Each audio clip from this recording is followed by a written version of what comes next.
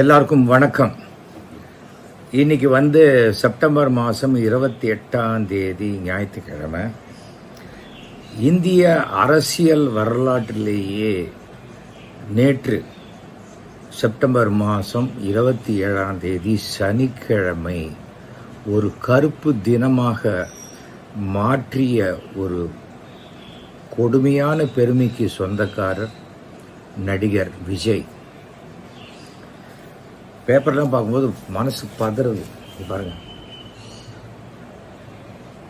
இங்கே பார்த்தீங்க, எல்லா பேப்பர்லேயும் அதான் தலைப்புச் செய்தி. அரசியலில் நம்ம வரலாம், கூட்டம் கூடுதுன்னு ஆசைப்படலாம். ஆனால் அடுத்தவங்க உயிரை வச்சுக்கிட்டு அடுத்தவங்க உயிரை பலி கொடுத்து நாம் முன்னுக்கு வர்றதுங்கிறது பணத்துக்கு மேலே ஏறி நின்று ஒரு வெற்றியை கொண்டாடுற ஒரு மனோபாவம். கூட்டம் வரணும், கூட்டம் மாத்திரம் போராது, ஓட்டா போராதுன்ற அடிப்படை அறிவு கூட இல்லாமல் கூட்டம் மட்டும். சரி, கூட்டத்தை கூட்டுறீங்கன்னு டிசைட் பண்ணிட்டீங்க விஜய்.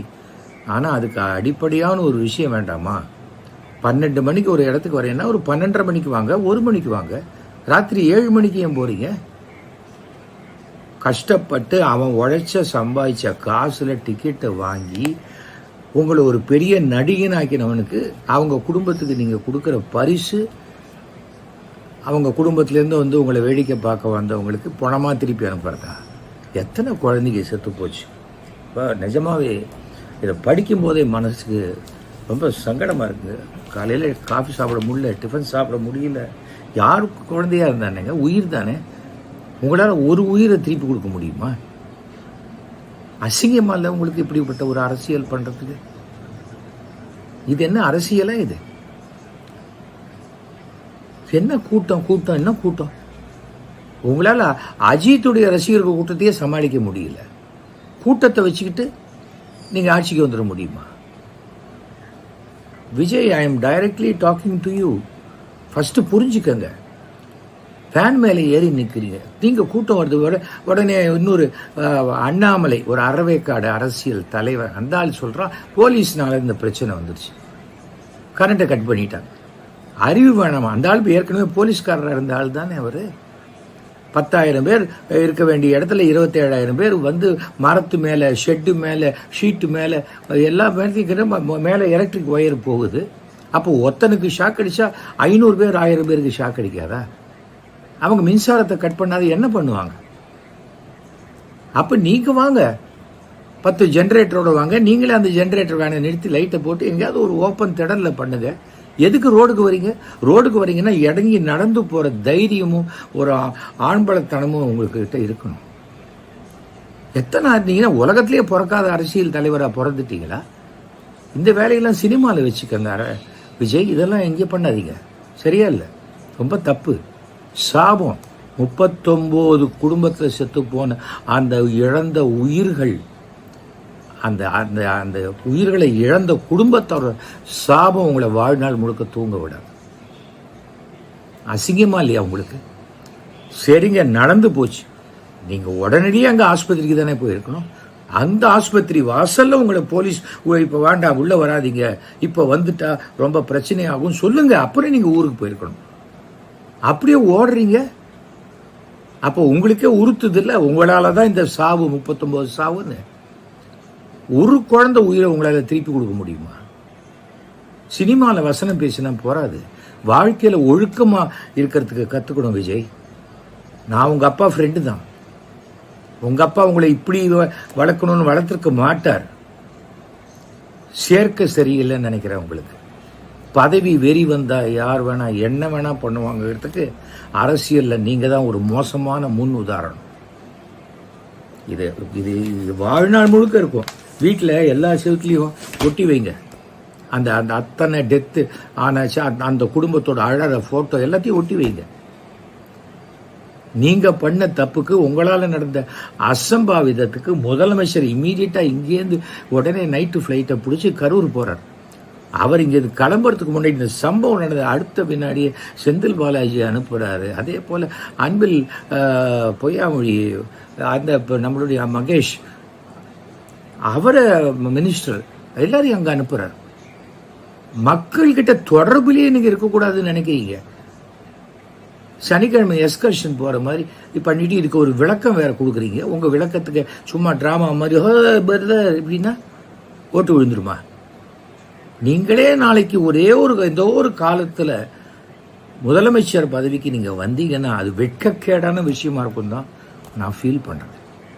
நாங்கள்லாம் ஒழுக்கமான குடும்பத்தில் வந்தவங்க. இந்த மாதிரி எல்லாம் பார்த்தது, இந்த மாதிரி ஒரு க்ரௌடு இந்த க்ரௌடை மிஸ்யூஸ் பண்ணுறீங்க. நீங்கள் மிஸ்யூஸ் பண்ணுறீங்க. அவங்க உங்களை பார்க்குற ஆர்வத்தை நீங்கள் திசை திருப்பி உங்களுக்கு சாதகமாக மாற்றுறீங்க. மயக்கம் போட்டால் தண்ணி பாட்டில் மேலே தூக்கி போடுவீங்களா?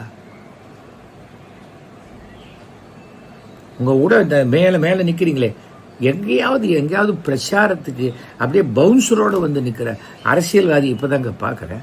அப்போ நீங்கள் மக்களுக்கு என்ன நல்லது செஞ்சிருவீங்க? உங்களால் என்ன செய்ய முடியும் மக்களுக்கு? சும்மா திமுகவையே குறை சொல்லிட்டு இருக்கீங்க. சரி, என்ன நல்லது பண்ணுவீங்க நீங்க சொல்லுங்க. ஒரு விஷயம் சொல்லுங்க. கல்வியை எல்லாம் சும்மா கொடுப்பேன், எல்லா சரைய கடையும் மூடிடுவேன், அப்படியே மக்களுக்கு பாலும் தேனும் ஓடும், 24 மணி நேரம் தடையற்ற மின்சாரம் கொடுப்பேன். என்ன ஏதாவது ஒன்று சொல்லுங்க. மக்களுக்கு என்ன பண்ண போறீங்கன்னு எதுவுமே சொல்லாம சும்மா திமுகவை திட்டுறது, அங்க திட்டுறது. என்ன சினிமா டயலாக்னா சினிமாவில் கை தட்டுவாங்க. உங்களுக்கே தெரியாதா சினிமாவுக்கு நிஜ வாழ்க்கைக்கு வித்தியாசம்? பிரமேன்னு சொல்லுவாங்க. நாம சில கேரக்டர்லாம் நடிச்சு அதுவாகவே மாறிடுற மாதிரி ஒரு உறவு என்பது அது பிரமை, மனப்பிரமை. அதுக்கு நீங்கள் டாக்டர்கிட்ட தான் போகணும். நம்மளை கெடுக்கிறதுக்கு சுற்றி 10 பேர் நிற்பாங்க. ஏன்னா அரசியல்னா அவ்வளோ சுலபம் நினைச்சிங்களா? ஆனால் உங்கள் சாதனையை வேற யாருமே இனிமே இந்த தமிழ்நாட்டிலையோ சரி இந்தியாலையும் செய்ய முடியாது. நான் என்னோட ஒரே கூட்டத்தில் 39 பேரை சாவடிச்சங்கிற பெருமைக்குரிய ஒரு மிகப்பெரிய அரசியலில் மோசமான தலைவன் விஜய் இல்லையா? உங்கள் ரசிகர்கள் பண்ணுறது கேளுங்க, உங்கள் ரசிகர்களை கேளுங்க. இதெல்லாம் நல்லதா, நான் பண்ணது நல்லதான்னு கேளுங்க. அதுக்கு வீட்டில் உட்காந்து டிவியில் பேசிட்டு போங்க டெய்லி. முதல்ல அடுத்தவங்க பாதுகாப்பை பற்றி நீங்கள் கவலைப்படுறதே இல்லையா? என்ன போலீஸ் செய்யணும். இந்தியாவில் போலீஸ் எவ்வளோ பேருக்கு இருக்கு தெரியுமா? 1,00,000 பேருக்கு ஒரு போலீஸ் தான் இருக்கு. இந்த கணக்கு தெரியுமா உங்களுக்கு? போலீஸ் என்ன பண்ணும்? எல்லா வேலையும் விட்டுட்டு உங்கள் பின்னாடி சுற்றிட்டு இருப்பாங்களா? நிஜமா கொஞ்சம் சீரியஸாக யோசிச்சு பாருங்க. நீங்கள் காமெடி பண்ணுறதுக்கு அரசியல் கிடையாது Vijay. You are also not a child or a immature person. Immature behavior இருக்கு உங்களுக்கு. கிட்டத்தட்ட 50 வயசு ஆலையா உங்களுக்கு? You are a responsible father இல்லையா ஒரு வீட்டில்? ஃபாதரா இல்லையான்னு அந்த பையன் தான் சொல்லுவான். நீங்கள் ரெஸ்பான்சிபிள் ஃபாதரா இல்லையாங்கிறத உங்கள் பையன் சொல்லுவான். ஆனால் ஒரு விஷயத்தை புரிஞ்சுக்காங்க, ஒரு ரெஸ்பான்சிபிள் சிட்டிசனாக இருக்க பாருங்க. வீட்டுக்குள்ள நீங்க எப்படி வேணா இருக்கலாம், வீட்டுக்குள்ள யாரையும் பார்க்க வேண்டாம், வீட்டுக்குள்ள யாரையும் விட வேண்டாம். ஆனா நீங்க தெருவுக்கு வந்தீங்கன்னா அந்த கூட்டத்துக்கு ஏற்பதான் நீங்க நடந்துக்கணும். அப்படி என்ன அவசரத்துக்கு மெட்ராஸுக்கு ஓடுறீங்க ராத்திரி பயத்துல? ஏன் ஓடுறீங்க? அட்லீஸ்ட் நீங்க அங்கேயே கரூர்லயே ஏதாவது இடத்துல இருந்து நான் பார்க்கறேன்னு சொல்லுங்க. ப்ரெஸ் மீட் வச்சுக்கலாம், எல்லா ப்ரெஸ்ஸையும் கூப்பிடுங்க. நான் மன்னிப்பு கேட்குறேன், என் மேலே தப்பு இல்லை, ஆனால் நான் இந்த மாதிரி செய்ய மாட்டேன் இனிமேல் சொல்லியிருக்கணும். கவர்மெண்ட் அனௌன்ஸ் பண்ணியிருக்காங்க ஒரு உயிருக்கும் 10 லட்ச ரூபான்னு. 10 லட்ச ரூபாங்கிறது அவங்க அவங்களால முடிஞ்சதை கொடுக்குறாங்க. நீங்கள் என்ன பண்ணீங்க? 1 ரூபா கொடுத்தீங்களா? அவங்களால தானே அவனுடைய ஒவ்வொரு ரூபா பணத்துலையும் தானே நீங்கள் வளர்ந்தீங்க. அதுக்கு என்ன பதிலுக்கு பலி கேட்குறீங்களா? நீங்கள் என்ன தெய்வமா? விஜய்க்கு ரசிகர்கள் பலி கொடுக்கப்பட்டார்கள் இல்லையா? நான் இப்படிலாம் பேசுகிறவன் இல்லை. நான் ஒரு தந்தையா, ஒரு குடும்ப தலைவனா, ஒரு ஃபேமிலி ஓரியன்ட் பர்சன் தான். என்னால் பேச முடியல. ரொம்ப பாவத்தை சுமக்கிறீங்க. நீங்கள் எத்தனை சர்ச்சுக்கு போனாலும், எத்தனை கோயிலுக்கு போனாலும், எத்தனை மசூதி போனாலும் உங்கள் பாவ கணக்கு தீரவே தீராது. உங்களுக்கு தூக்கம் வராது, இனிமே வராது. சாபம், என் சாபம் இல்லை, அந்த பாதிக்கப்பட்ட அந்த குழந்தைங்களுடைய குடும்பம், அந்த ஆத்மா. உன்னை பார்க்க தானே வந்தேன் தலைவா, என்னை சாவடிச்சியே நீ, ராத்திரியெல்லாம் கேட்பாங்க. எத்தனை பாட்டில் தண்ணி அடித்தாலும் அதே நினைவு தான் திரும்பி வருமே தவிர அப்படியே போக முடியாது. அப்படி என்ன சாதிச்சு அரசியலை கிழிக்க போறீங்க? நீங்கள் மாற்றிட முடியுமா? உலகத்தில் எதுவுமே மாறாது, அது பாட்டுக்கு அதோட ரூட்டில் போகும். மக்களுக்கு நல்லது செய்யறதுக்கு இதா வழி? நான் இவ்வளவு மோசமான பிஹேவியர் உள்ள எந்த பார்ட்டியோடைய லீடரையும் நான் பார்த்ததே கிடையாது. உங்களுக்கு உங்களை நிலைநிறுத்திக்கணுங்கிறத தவிர வேற யாரை பற்றியும் கவலை இல்லை. அப்படி என்ன கட்டிட்டீங்க நீங்கள்? இந்த கரூரில் அங்கங்கேயோ ஹோட்டலில் உட்காந்துக்கிட்டு வந்துட்டீங்களா 12 மணிக்கு நாமக்கலுக்கு? 3 மணிக்குள்ளே இங்கே வர வேண்டியது தானே? சரி, எதுக்காக உங்கள் வெப்சைட்டில் போட்டீங்க காலையில் 10 மணிக்கே வராருன்னு? கூட்டம் கூடுறது.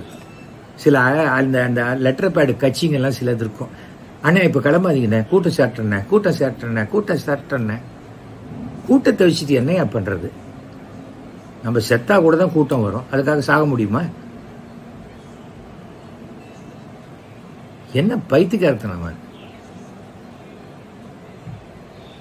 யோசிச்சு பாருங்க, தனியா உட்காந்து யோசிச்சு பாருங்க. ரஜினிகாந்த் அரசியலுக்கு வரலங்கும் போது எவ்வளவு பேர் கேலி பண்ணாங்க. அவர் இதெல்லாத்தையும் யோசிச்சு தான் வரல. நீங்க அரசியலுக்கு வரலன்னு யார் அழுதாங்க? உங்களுக்கு ஆசை அரிப்பு வரீங்க. ஏன் இத்தனை பேரை சாவடிக்கிறீங்க? இத்தனை பேரை சாவடிச்சு நீங்க ஒத்தனையாவது வாழ வச்சிருக்கீங்களா? ஒரு தலைவர் சமாதி ஒரு 10 கிலோமீட்டர் தூரத்தில் இருக்க, அங்கேயே நேர போறதுக்கு உங்களுக்கு முடியல. எல்லார் பொம்மையும் வீட்டுக்குள்ளேயே வச்சு அங்கேயே பூவை போட்டுக்கிட்டு உங்களுடைய மொத்த அரசியலையுமே உங்க பனையூர்லயே முடிஞ்சிடும் போல இருக்கு. நீங்க பண்றதை ரிவ்யூ பண்ணி பாருங்க. ஒரு ஆஸ் எல்டர்லி சிட்டிசனா நான் உங்ககிட்ட பேசுறேன். நீங்க நான் ஒன்றும் காம்படிட்டர் கிடையாது. நான் சாதிச்சதா நீங்கள் சாதிச்சிருக்கீங்களான்னு எனக்கு தெரியாது. நான் 53 தடவை ரத்தம் கொடுத்துருக்கேன். நீங்க 39 உயிரை எடுத்திருக்கீங்க இல்லையா? தெரிஞ்சுக்கங்க, இதுதான் வித்தியாசம். சீஃப் மினிஸ்டர் ஆகலாம், பிரைம் மினிஸ்டரே ஆகலாம். உங்க தொகுதிக்கு இவ்வளவு கூட்டம் வந்ததுன்னா நீங்க என்ன இந்தியாவுக்கு பிரைம் மினிஸ்டர் என்ன, அமெரிக்காவுக்கே நீங்க அதிபர் ஆகலாம். இவ்வளவு கூட்டம் அவங்க ஒரு ட்ரம்ப் கூட வந்தது இல்லை இல்லையா? யோசிச்சு பாருங்க. கொஞ்சம் நமக்கு அறிவு வேலை செய்யணும் அதிகமாக. வெறும் மமதையும் அகங்காரமும் மட்டும் வேலை செஞ்சால் நல்லா இருக்காது விஜய். நான் உங்களெல்லாம் சின்ன வயசுலேருந்து பார்த்ததேன். உங்களை வெளிநாட்டு ஷோவுக்கு முதல்ல 2000வது வருஷம் கனடாவுக்கு நான் அந்த ட்ரிப்பை நான் ஆர்கனைஸ் பண்ணுவேன். நான் ஒரு வெல்விஷராக பேசுகிறேன். என் பையனாக இருந்தால் இழுத்து வச்சு கன்னத்தில் 4 அறை விட்டுருப்பேன். அவனுக்கு 40 வயசுக்கு மேலே ஆச்சு. இருந்தாலும் ஐ cannot tolerate this as a father. ரொம்ப மனசு வருத்தப்படுறேன். ரொம்ப இது இதெல்லாம் இந்த பாவத்தெல்லாம் நீங்கள் எத்தனை கோயிலுக்கு போனாலும் எங்கே பண்ணாலும் தீராது. இந்த பாவம் சுமந்துட்டீங்க. இனிமேல் இது மலை போல் இந்த பாவ சுமை உங்களுக்கு வளரத்தான் செய்யும். இனிமேல் நீங்கள் யாருக்கும் அட்வைஸ் பண்ணுற யோகியதையெல்லாம் இழந்துட்டீங்க. ஞாபகம் வச்சுக்கோங்க. நீங்கள் அவங்க வீட்டு வாசலில் போய் நமஸ்காரம் பண்ணி மண்டிட்டு மன்னிப்பு கேட்டால் கூட அந்த உயிர் திரும்பி வரப்போறதில்லை. சும்மா போலீஸ் மேலே குற்றம் சொல்லிக்கிட்டு, கவர்மெண்ட் மேலே குற்றம் சொல்லிக்கிட்டு என்னது? தப்பு செஞ்சால் என்னை மன்னிச்சிடுன்னு கேட்குற தைரியம் இருக்கிறவன் தான் உண்மையான ஆம்பளை, உண்மையான மனுஷன். அதை ஞாபகம் வச்சுக்கோங்க. Very very sorry mister Vijay, you are unfit to be a leader of anything, not only in political party. எதுவாக இருந்தாலும் ஒரு சின்ன குழுக்கு கூட நீங்கள் தலைவனாக இருக்கிறதுக்கு அருகதை கிடையாது. ரொம்ப ரொம்ப ரொம்ப மனசு வருத்தப்பட்டு சொல்கிறேன். என்ன உங்கள் படங்களை நான் ரசிக்கிறேங்கிறது வேறு. அது யார்? வியாபாரம். அது வியாபாரத்தையும் சமூக சேவையும் ஒன்றா மிக்ஸ் பண்ண பார்க்குறீங்க. என்ன பேசுறதுனே தெரியல. இந்த குழந்தைகளுடைய பெற்றோர்களுக்கும் அந்த இறந்தவர்களுடைய குடும்பத்தாருக்கும் என்னுடைய ஆழ்ந்த அனுதாபத்தை நான் சொல்கிறேன். இந்த சம்பவம் நடந்த உடனே அனைத்து நடவடிக்கைகளையும் எடுத்த அரசுக்கும் அங்கே போன செந்தில் பாலாஜி அவர்களுக்கும் அன்பில் மகேஷ் பொய்யாமொழி அவர்களுக்கும் என்னுடைய பாராட்டுதல்களை தெரிவிச்சுக்க. எந்த இடத்துல இருந்தாங்களோ, என்ன வேலையில் இருந்தாங்களோ, சிஎம் கிட்டேருந்து ஃபோன் வந்து அந்த சிஎம் கடைக்கு போயிருக்காரு. அவருக்கு என்ன சின்ன வயசா? அவரும் 70 வயசுக்கு மேலே ஆச்சு. நீங்கள் தான் இளைஞன் இல்லையா, இளைஞன், துடிப்பான இளைஞன், அப்படியே ஊரை விட்டு ஓட முடியும் உங்களால். அவர் எந்த ஊர்லேருந்தோ கிளம்பி அங்கே வர்றார். அதான் ரெஸ்பான்சிபிலிட்டி, தெரிஞ்சுக்கணும். ஃபஸ்ட்டு தலைமைக்குரிய பண்பை வளர்த்துக்கிட்டு அப்புறம் தலைவன் ஆகிறதுக்கு ஆசைப்படுங்க. தலைவனாயிட்டு இந்த மாதிரியெல்லாம் பண்ணி இப்படியெல்லாம் ஒரு தலைவன் இருக்கக்கூடாது அப்படிங்கிறதுக்கு இன்னைக்கு இந்தியாவிலேயே யூ செட் அன் எக்ஸாம்பிள்.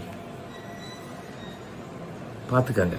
அவ்வளோதான். உங்களுக்கு ஒரு நல்ல சிந்தனையை கடவுள் கொடுக்க வேண்டும் என்று நான் பிரார்த்திக்கிறேன். மக்களுக்கு புரிஞ்சு போயிடும். இன்றைக்கி இந்த ஆள் பின்னாடி போனால் நம்ம உயிரோடு வீட்டுக்கு வர முடியாது, விஜய் கூட்டத்துக்கு போனால் நம்ம உயிரோடு திரும்பி வர முடியாது அப்படிங்கிறது மக்களுக்கு புரிஞ்சு போயிடும் இல்லையா? அதை நீங்கள் உணர வச்சுட்டீங்க. நல்லா இருங்க, நீங்கள் நல்லா இருங்க. பெரிய ஃப்ளாட் வாங்குங்க, கல்யாண மண்டபம் கட்டுங்க, தியேட்டர் கட்டுங்க, எல்லாம் கொஞ்சம் பண்ணுங்க. ஆனால் உங்களை வாழ வச்ச உங்கள் ரசிகர்களை சாவடிக்காது. ஓகே?